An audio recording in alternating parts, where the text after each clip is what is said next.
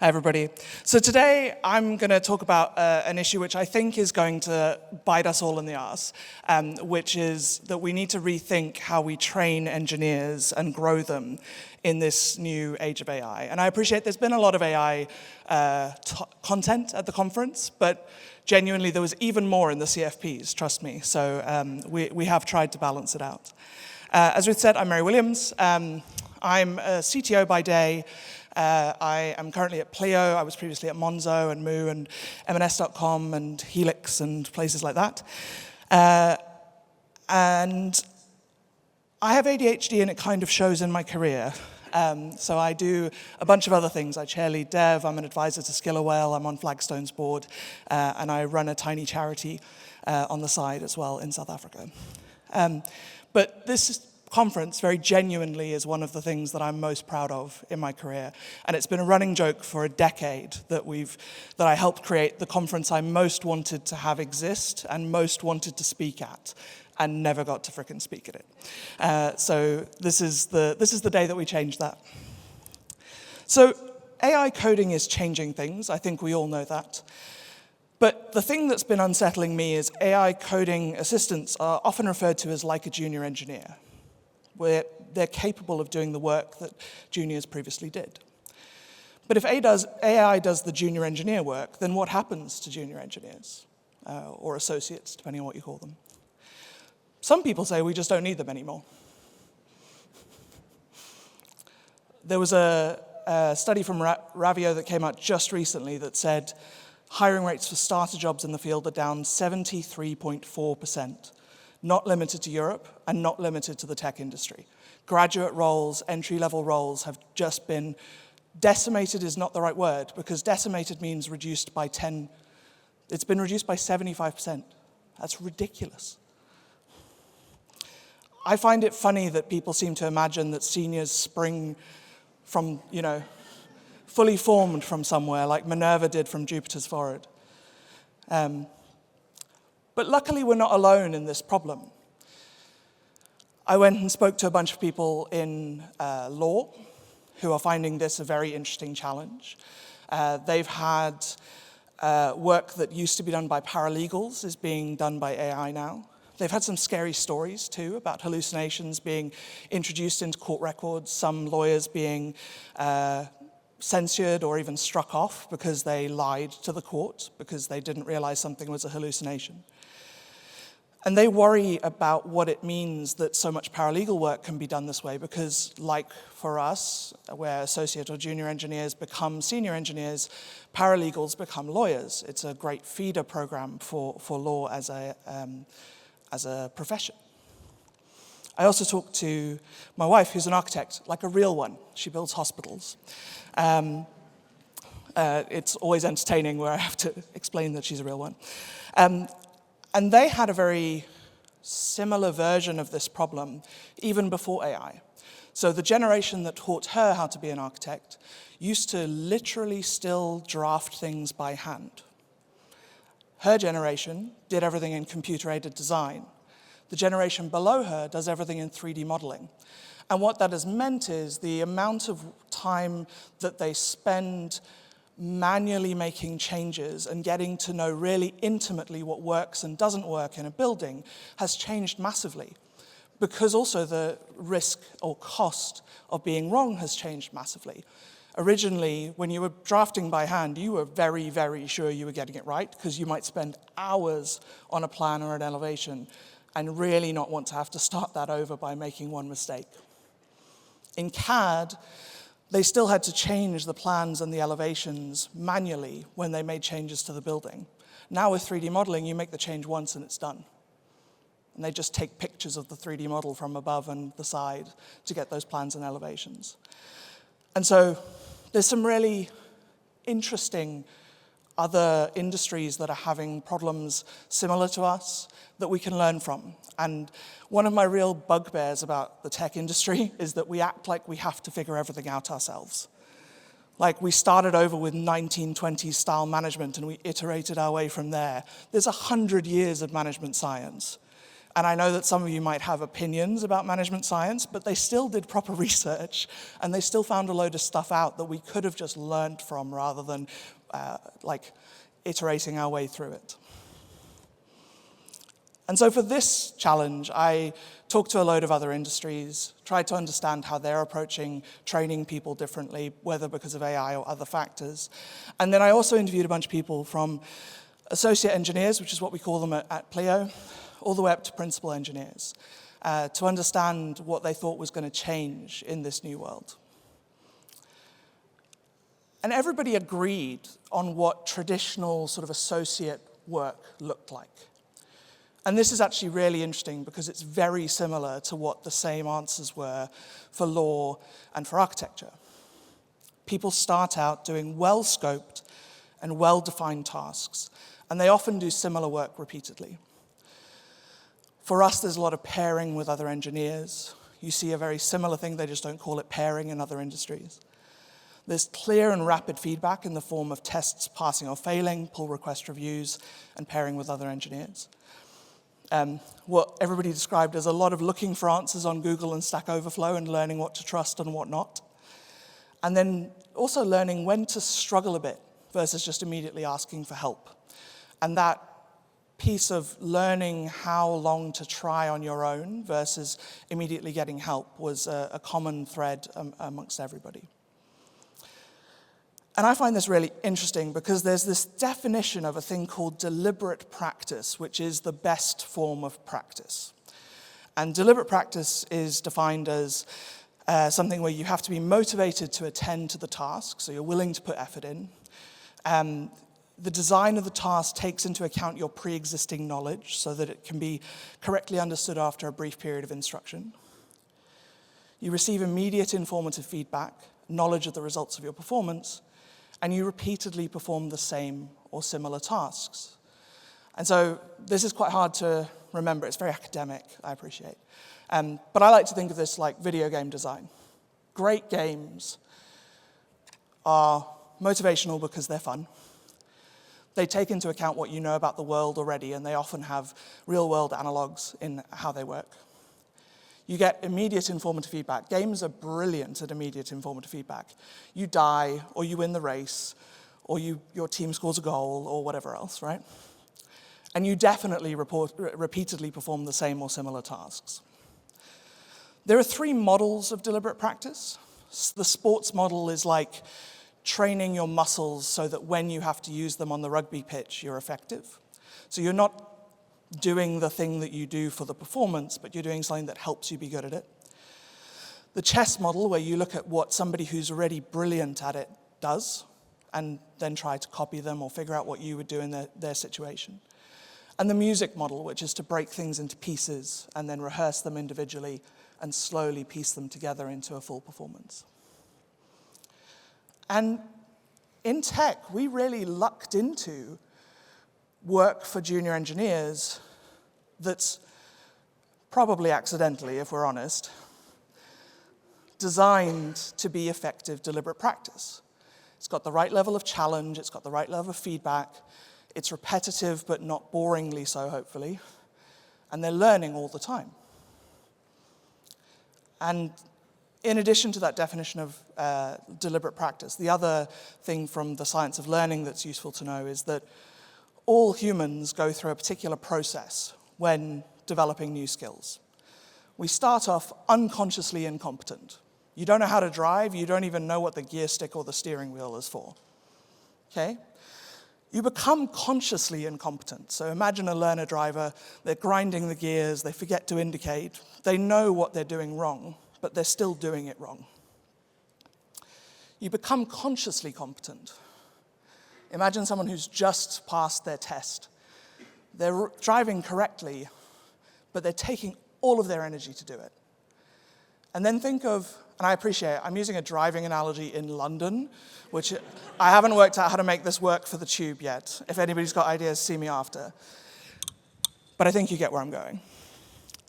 And then you end up unconsciously competent. I'm sure you've had the experience of arriving at work and having no memory of the drive there or your journey there. You must have indicated, changed lanes, accelerated, braked. You've done a whole bunch of things because you got there and nobody died. But you automatically did it right. You weren't actively thinking about all of those things as you did them. And that's what unconscious competence looks like. As an aside, that's why sometimes your most expert engineers suck at teaching. They automatically know what to do. They get it right unconsciously. And so when they're asked, nobody wants to go, I don't know, the hindbrain decided. And so what do? They lie. It's very benevolent. They're not meaning to lead you astray. But because they're unconsciously competent, they don't actually actively decide on some of those design decisions or approaches to the problem or anything else. They're doing it automatically. This is why sometimes having your mid-level engineers mentor your juniors or your associates can work better, because they're just a few steps ahead. They're still consciously competent. They're actively thinking about how to get it right. They're not just automatically doing it. If you're enjoying this, then Lead Dev's got loads more to offer, and there's tons to explore. So the reason I love Lead Dev so much is they've got such a range of content on so many different topics in the world of engineering, leadership, and management. So Lead Dev helped a lot on building my own career, right? And it's great to also see how it's helping the new generation as well. Make sure to sign up and join us at leaddev.com.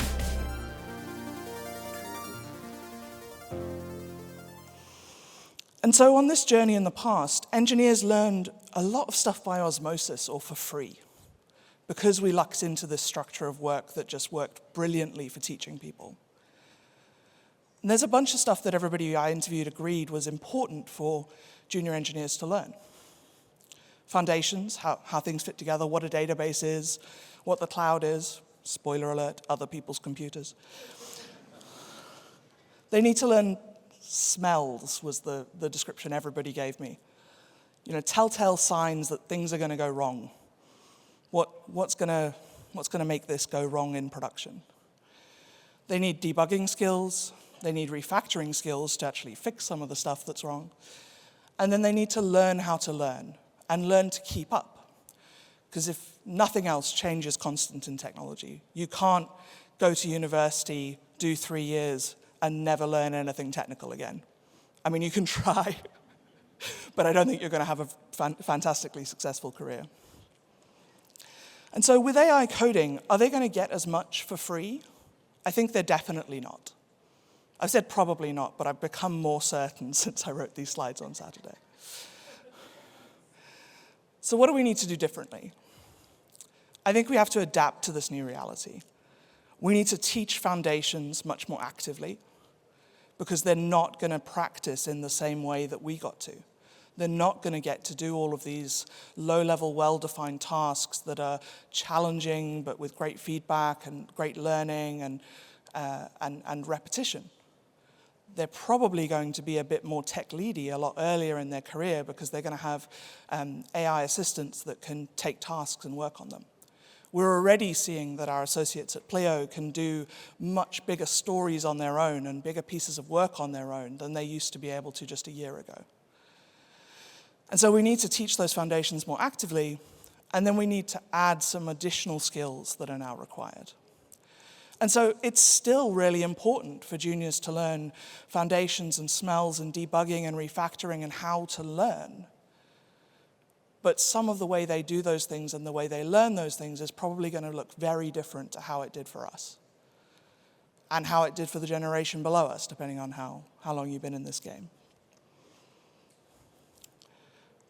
There's a bunch of additional skills needed, though. Critical thinking, which everybody agrees on, but nobody can tell me how we should teach it.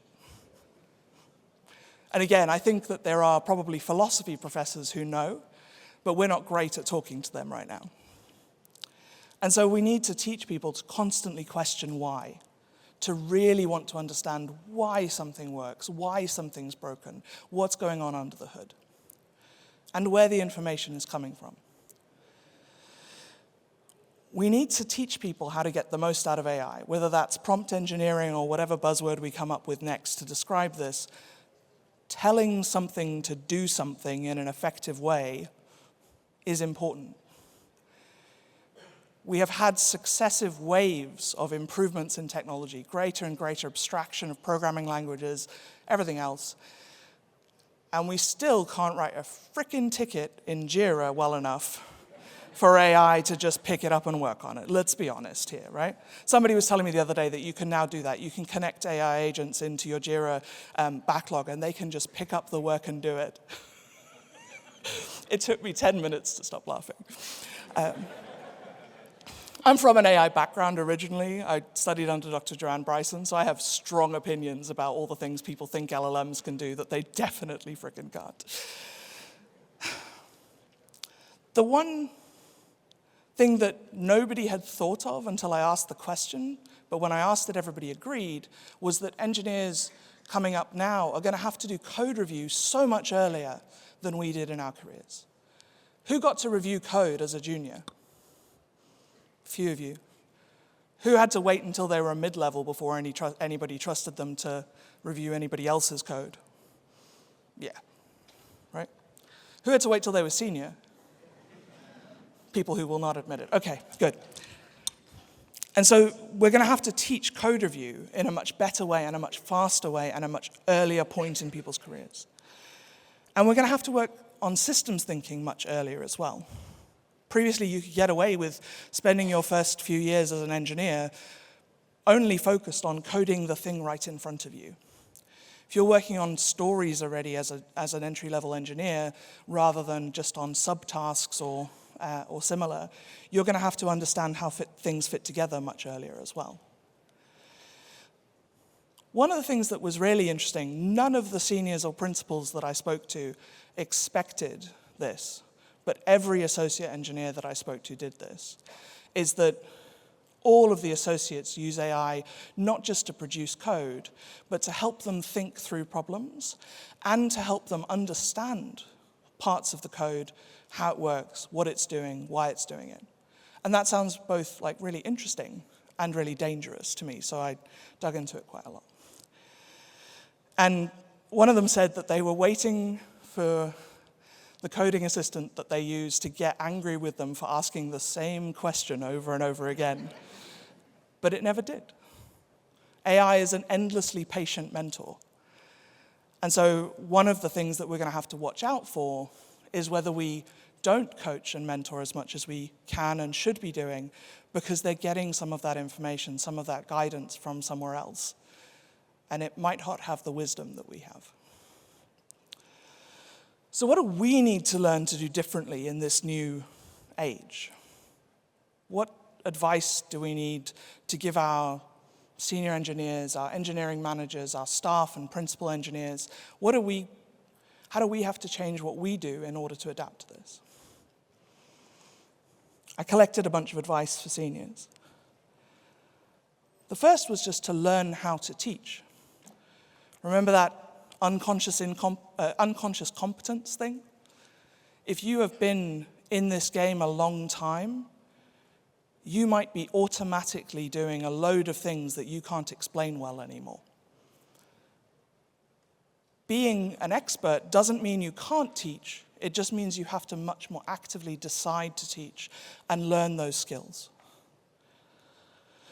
And so being a good engineer just isn't enough anymore. You're going to have to learn about the different modes of deliberate practice and help shape work so that it is effective deliberate practice for people.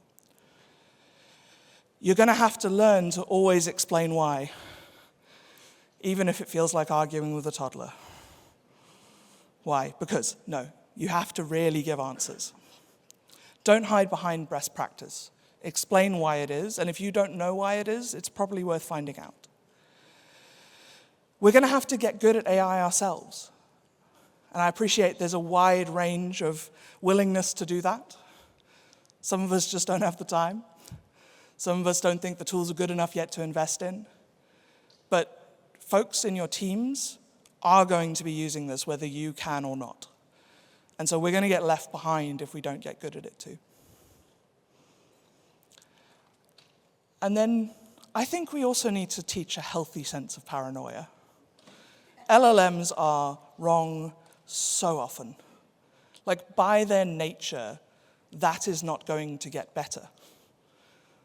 Fundamentally, they are very, very advanced autocomplete. And so for, like Gergely said in his talk yesterday, if you have a novel problem, it's unlikely to help you. It's going to hallucinate. And so we have to teach paranoia. We have to teach people to check the sources, to check the documentation, to make sure that things actually add up.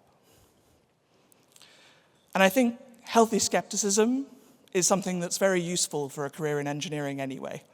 Not trusting that everything's working just because the graph seems to say it is. Not trusting that the answer is right just because somebody with authority said it, I think is very good and very healthy for all of us. And so, my conclusion here is there's a positive version and a negative version. The negative version, I took off the slides, but I've decided to share with you anyway. I did a pain management course in 2020. I've got a thing called Ehlers-Danlos syndrome. All my joints dislocate. And so I hurt a lot. And at this pain management course, the key mantra was, pain is mandatory, but suffering is optional. And so that's one thought I will leave you with. But the more positive thought is, you can't hold back the ocean, but you can learn to surf. And I think that's the approach that we need to take to these changing times. It's not safe to sit on the beach and just hope that the waves go away. It's not sensible to go live in the water just yet, or probably ever. But you can learn to surf. And we can teach all of our senior engineers and above to navigate this in a better way, knowing that it's just going to be a completely different world for juniors and associates than we had when we were coming up. And so I want to say a quick thank you. I interviewed quite a lot of people for this, so thank you to all the senior and above engineers, to the associate and mid-levels, to the people in other industries, Lorraine and Ellie, and then a bunch of people jumped in on a big LinkedIn thread and helped as well, so I appreciate that. Howell did a great talk at a lead dev in San Francisco that I'd highly recommend watching, where he is really into the theory of learning and knows a lot more about it than me, and so I strongly suggest watching that. And there's a great talk from Maggie Appleton about how AI is turning the forest of the internet into a dark and foreboding place, and that's also really worth watching. But I leave you with this thought. We can't hold back the ocean, but we can learn to surf. So let's do that. Thank you very much.